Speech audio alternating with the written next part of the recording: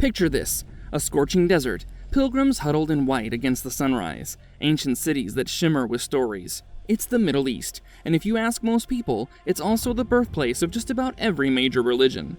That's what maps, textbooks, and movies have shown us for generations.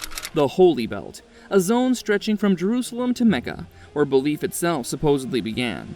But what if I told you that this isn't just an oversimplification? It's a full-blown myth that misses half the world's story.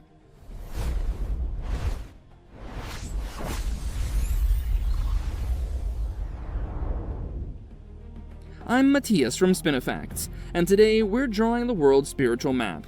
We'll shine a light on how Hinduism, Buddhism, and other belief systems were born far from the sands of the Middle East, and why understanding the real holy landscapes changes the way we see faith, power, and the very shape of world history.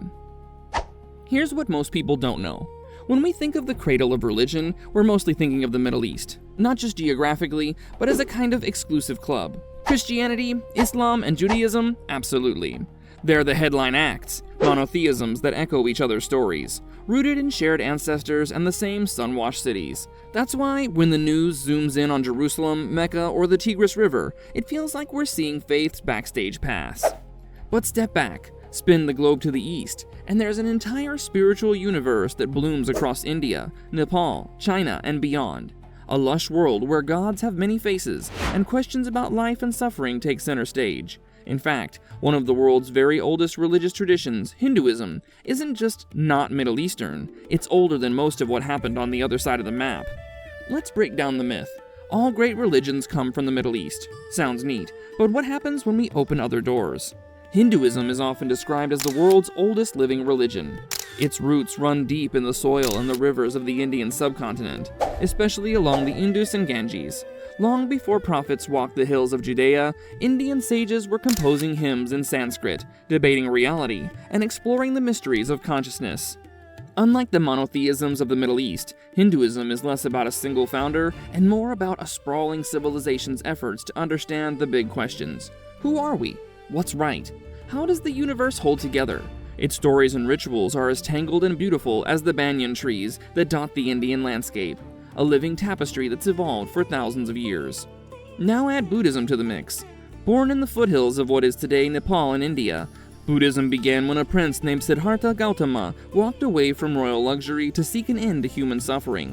His journey and teachings would spread not into the Middle East, but outwards to the rest of Asia, Sri Lanka, Myanmar, China, Korea, Japan, transforming entire cultures along the way.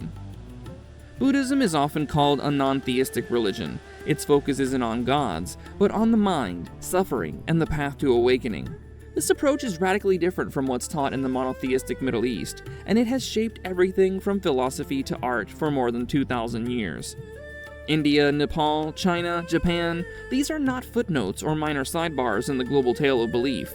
Sikhism, Jainism, Taoism, Shinto, each of these was born outside the Middle Eastern Holy Belt, shaped by millennia of local stories and struggles. They're woven into the daily lives of billions of people.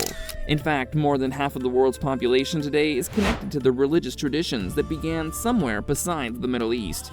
So, why does this myth, the all great religions are Middle Eastern story, stick around? A big part of the answer is power. Who drew the maps? Who wrote the stories that filled our textbooks? When European empires set out to chart the world, they centered their gaze on what was close to home, or what shaped their own societies. Christianity, Islam, Judaism. They were the religions that rippled across the Mediterranean, across empires, into Europe and Africa. They tangled with kings, shaped wars, even drew the borders of modern nations. The Middle East, therefore, became the spiritual stage for Western civilization.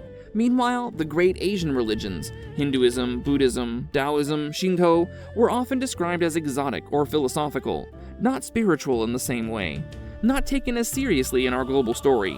But that's not reality. It's an editing choice, not a fact of history.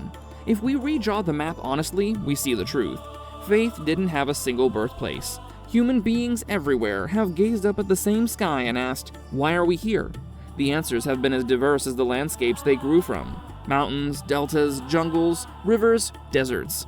In India and China, spiritual revolutions and religious philosophies blossom, alongside political and artistic ones. These traditions explain the universe and humanity in ways unique from the Middle Eastern monotheisms. When you realize that, you get something amazing, a vision of humanity rich in difference, tied together not by one holy city, but by our shared need to search for meaning. So, next time you see a map with a big red circle around Jerusalem or Mecca, remember, religion didn't start in just one place, and it doesn't live inside a line on a map. From the icy mountains of Tibet to the riverbanks of India, faith has always been bigger, messier, and more beautiful than we've been taught. What did you learn about world religions in school? Did you ever think about where your map might have had blanks or blind spots? Tell me in the comments. And if you're ready to discover more hidden truths and surprising realities, subscribe. It's just one click away. I'm Matias from Spinifacts, where reality is stranger than you think. Thank you for watching this video.